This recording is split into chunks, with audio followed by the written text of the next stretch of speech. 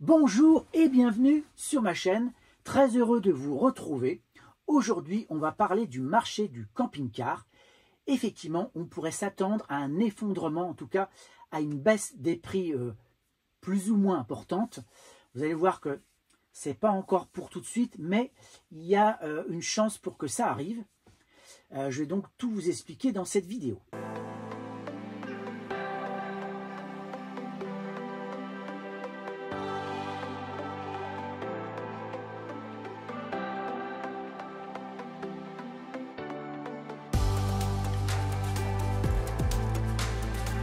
En effet, depuis la fin de la crise sanitaire, le camping-car a connu un regain de popularité en France avec des entreprises comme Pilote, Trigano et autres marques comme Bürstner, Adria, etc. qui ont augmenté leur production. Mais la saturation du marché et la stagnation des ventes des véhicules neufs en 2024 ont conduit à une baisse importante des prix des camping-cars, en tout cas pour certains modèles. Il y a notamment Etrusco là, qui envisage de baisser ses prix très prochainement parce que là, ils ont été assez loin pour des entrées de gamme. Donc ça va être l'occasion de profiter de remises attractives et d'options gratuites offertes par les concessionnaires pour réaliser votre rêve de posséder un véhicule de loisir. Donc depuis la fin de la crise sanitaire, le camping-car a le vent en poupe en France et en Europe.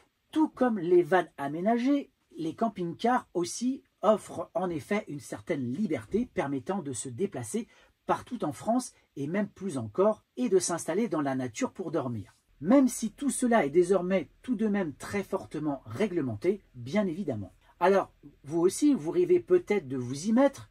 Eh bien, cela tombe bien puisque les prix des modèles neufs vont peut-être baisser dans les mois, en tout cas probablement pour l'année prochaine. Mais quelle est la raison à cela ? Je vais tout vous expliquer ici dans cette vidéo. Dès la fin des confinements, les vendeurs de camping-cars ont alors été pris d'assaut par des clients désireux de retrouver un peu de liberté et d'aventure. Ainsi, les entreprises comme Pilote, Trigano ont intensifié leur production pour répondre à cet afflux de commandes avec parfois des délais d'attente extraordinaires. Cependant, la chaîne de production a été perturbée par une pénurie mondiale de composants électroniques, entraînant donc, comme je vous l'ai dit, des délais de livraison pouvant atteindre 1 an et demi. En 2022, alors que les commandes étaient enfin honorées, les usines ont continué de fonctionner à plein régime et les prix ont continué à grimper.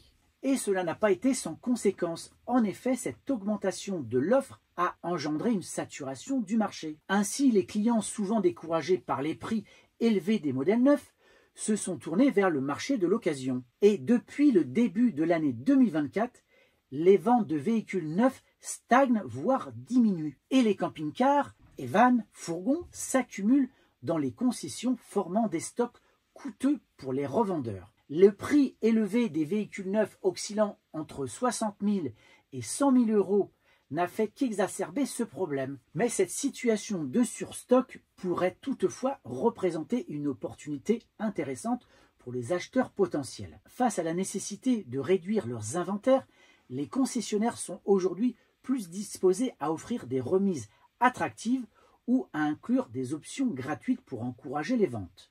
Par ailleurs, la rareté des modèles d'occasion a provoqué une hausse des prix sur ce segment, rapprochant ainsi les prix des véhicules neufs et d'occasion récentes. Selon moi, il y a 4 raisons pour expliquer la chute des ventes des vannes aménagées et des camping-cars. Aujourd'hui, il y a pas moins de 600 000 véhicules de loisirs qui sont en circulation sur le territoire français. Donc après ces ventes qui ont explosé suite à la pandémie, l'amorçage donc de cette chute des ventes de véhicules de loisirs peut s'expliquer par plusieurs raisons. Car ce n'est pas l'envie qui manque. Ce mode de voyage séduit de plus en plus de voyageurs, on le voit bien. Ils sont désireux de trouver une forme de liberté. Et là, on pourrait mettre un petit bémol sur ce mot liberté, mais bon, passons. Alors, les stocks importants, les prix élevés, la concurrence accrue et un marché d'occasion fort, voici ce qui explique la lente diminution de l'immatriculation des vannes et des camping-cars neufs. Il y a un retour de bâton de la forte demande. Comme évoqué, la pandémie mondiale que nous avons connue a permis aux véhicules de loisirs d'être largement démocratisés. Une forte demande est alors née à ce moment-là. Les carnets de commandes des constructeurs se sont remplis très rapidement. Alors forcément, quand il y a eu forte demande après la pandémie, ça a fait augmenté la production des véhicules de loisirs et aujourd'hui la demande n'est plus du tout la même. Alors même que la production a continué, comme je vous l'ai dit, à tourner à plein régime. Ils ont fabriqué des camping-cars en veux-tu, en voilà. Donc aujourd'hui, si vous allez chez les concessionnaires, vous verrez qu'il y a des stocks importants. Et les concessionnaires, eux, les ont achetés, ces camping-cars. Donc aujourd'hui, on a un marché qui est saturé, tandis que le marché d'occasion, lui, a fortement progressé. Et donc jusqu'en février 2023, les prises de commandes étaient énormes. 6 mois après, tout s'est écroulé. Et pas seulement en France, mais sur l'ensemble des marchés en Europe. Donc la chute des ventes des vannes et des camping-cars, des fourgons aménagés s'explique également par un marché de l'occasion qui répond à la demande. C'est simple, de 2008 à 2023, l'occasion est passée de 40 348 camping-cars à 68 463, soit une hausse de 69%. Particuliers qui revendent leurs véhicules, professionnels qui font des opérations de déstockage, à cela s'ajoutent également de nouveaux acteurs qui investissent le marché de l'occasion. En effet, avec la tendance van life, c'est logiquement que le nombre de loueurs professionnels a augmenté. De nombreuses agences de location de vannes, de fourgons, de camping-cars sont apparues sur le territoire. Et désormais, ceux-ci revendent les véhicules mis en location après leurs exploitations. Les loueurs professionnels développent leur propre plateforme de revente des vannes, des camping-cars, des fourgons, avec des ventes rapides et une disponibilité immédiate. Alors pourquoi les vannes, les fourgons, les camping-cars sont aujourd'hui si chers? Si un simple van ou petit camping-car était considéré comme bon marché, il y a encore quelques années, il n'est pas rare aujourd'hui de voir des vannes au prix d'un camping-car. Il y a eu tellement d'acteurs dans le monde du camping-car que finalement, il y a eu une grosse concurrence. Et alors, au niveau de l'occasion, le marché de l'occasion n'a pas été épargné par les bouleversements du secteur VDL. La pénurie de camping-cars neufs associée à la hausse des prix dans un contexte de forte demande ont, à l'instar du secteur automobile, perturbé la filière du véhicule de loisirs d'occasion. On a vu le camping-car de seconde main devenir une denrée rare.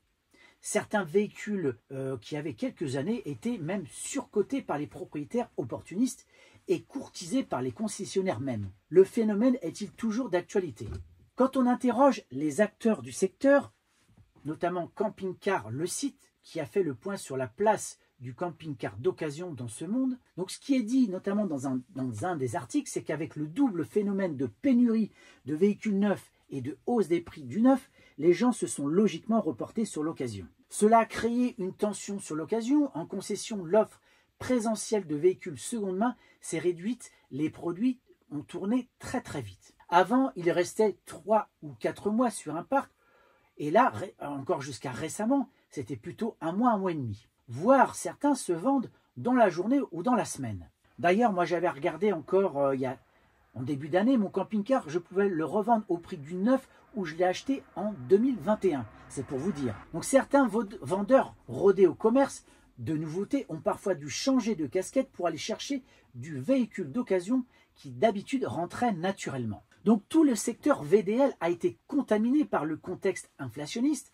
Les prix de l'occasion ont pris 15 à 25%, quasi comme le neuf. Aujourd'hui, le prix moyen, en tout cas il y a encore quelques mois, d'un camping-car d'occasion était autour de 46 000 €, cellules et fourgons confondus. L'écart moyen entre neuf et occasion est de 25 000 €, ce qui permet aux véhicules d'occasion de conserver toute leur attractivité. Donc effectivement, quand les gens regardaient le prix du neuf, eh bien, ils étaient un peu moins regardants sur le prix de l'occasion.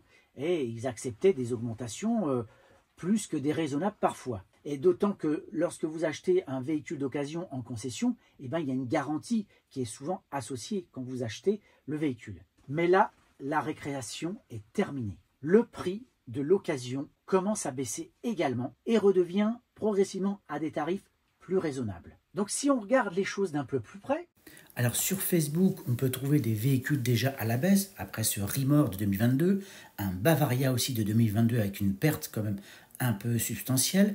Là, un LMC Innovan, donc qui est assez récent aussi, de 140 chevaux. Donc vous le voyez bien que là, les prix de l'occasion commencent aussi à baisser. Soyons concrets et précis. Si on va sur les salons du VDL, alors il y a Düsseldorf, j'ai déjà eu des retours de ce marché. Les prix proposés lors du salon reste quand même relativement élevé. Voire pour certains véhicules, ils ont encore augmenté. Mais en concession, c'est pas la même musique. Parce que là, ils ont du stock. Donc ils vont se retrouver début 2025 avec beaucoup de stock de 2024. Ça, c'est la première des choses. Ils n'auront pas le choix, c'est soit baisser vraiment les prix des véhicules de 2024 pour pouvoir proposer ensuite les véhicules 2025. Donc soit ils vont baisser directement le prix du véhicule, soit proposer plein d'options. Et là, vous allez pouvoir vraiment négocier plein de choses. Panneaux solaires, vous pouvez négocier téléviseur, éventuellement pourquoi pas un four, la parabole, et qui sait, en allant un peu plus loin, en étant un peu plus fort au niveau de la négociation, un rafraîchisseur d'air ou une clim. Donc ça va être des grosses réductions, je pense, au niveau des accessoires, où là, vous allez pouvoir faire des affaires énormes. Et sinon, si il n'y a pas, en tout cas, si vous n'avez pas de besoin énorme en accessoires, eh ben là, il va falloir attaquer très fort sur le prix. Même si je le sais, parce que moi, j'ai un ami qui est concessionnaire, lui, il les a achetés, ces véhicules, donc il les a achetés à un certain prix, et il ne va pas pouvoir faire de la perte. Quand ils achètent un véhicule au constructeur, quand ils vendent, ils ajoutent leur marge.